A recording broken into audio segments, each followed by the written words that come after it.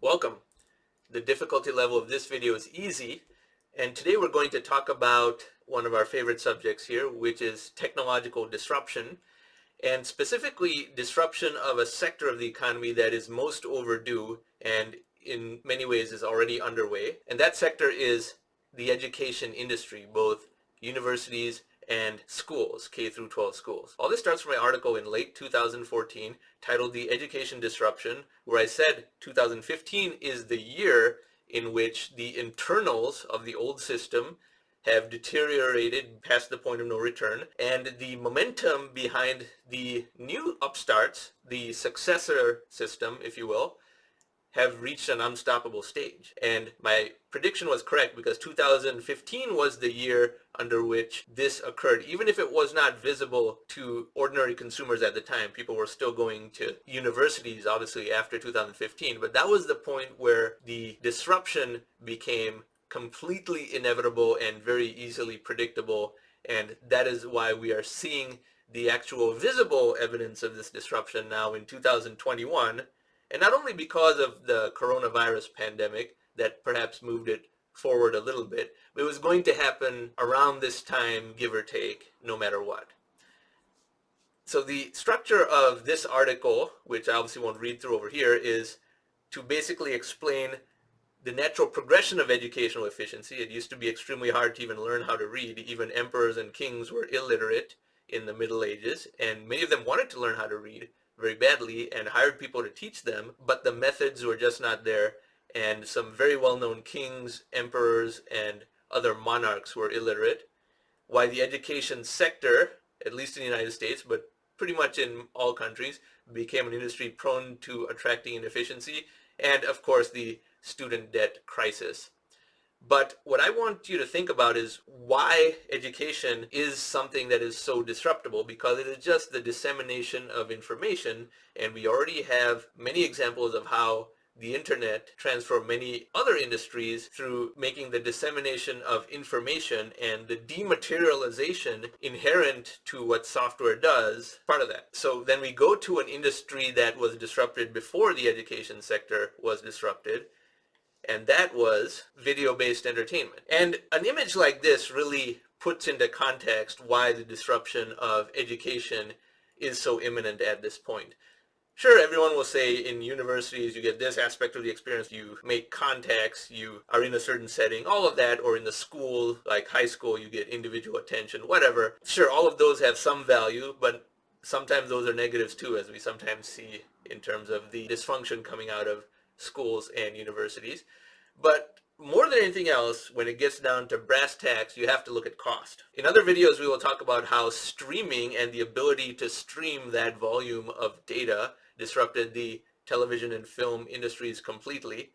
But for the purposes of this video, we will speak about how the presence of a mature video streaming industry, which replaced the rentals of VHS cassettes, the rentals of physical DVDs, the burden of going to and from the video rental shop to rent a movie, and then to and from the video rental shop again to return the movie, and that includes if the movie was a bad movie. So 4 trips of transit just to rent the cassette or DVD and return the cassette or DVD. And the fact that in the United States, these big chains like Hollywood Video and Blockbuster Video were over 9,000 locations nationwide. That is a huge amount of real estate and parking lot land that was devoted to this purpose.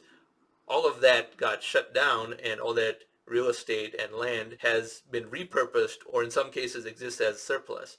But that aside, now we have a mature video streaming industry that streams television and film content to everyone, and even internationally. And now it is so convenient and so inexpensive that they all cost between $6 and $12 a month, with the average being about $9 a month. That is extremely inexpensive for the amount of content available. There are more television shows and movies available than most of you could ever watch in your lifetime, and you will not have time to watch everything that you would have enjoyed. That is safe to say.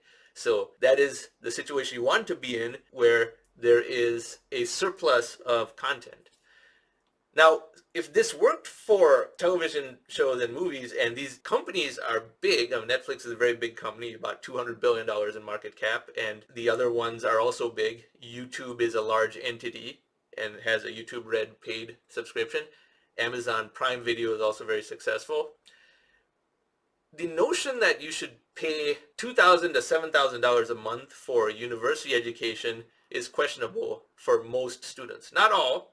If you're going to a top school in a very career-oriented field, it can still be worth it. But the truth is, only 10, 15, 20% of current university attendees fit that particular description. The average U.S. university costs orders upon orders of magnitude more than these streaming video sources. And remember, when a university speaks about its annual tuition rate, that's not a 12-month year. Their academic year is about 8 months when you exclude the winter break, spring break, and other periods. Harvard University, $52,000 a year tuition. That is for 8 months. Not 12 months, 8 months. So I adjusted everything to a monthly level. Just look at the cost delta. This is astonishing, and it portends to substantial disruption. Even if 10 or 15 or 20% of students still get their money's worth by going to a university at these prices, the other 80 to 90% do not, and the cost structure of the current university sector cannot sustain that. The same goes for K through 12.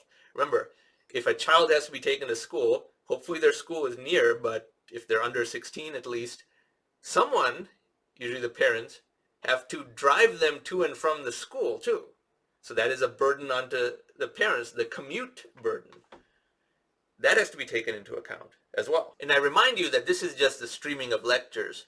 Now more technologies are emerging to increase learning styles and create more interactive and immersive learning approaches.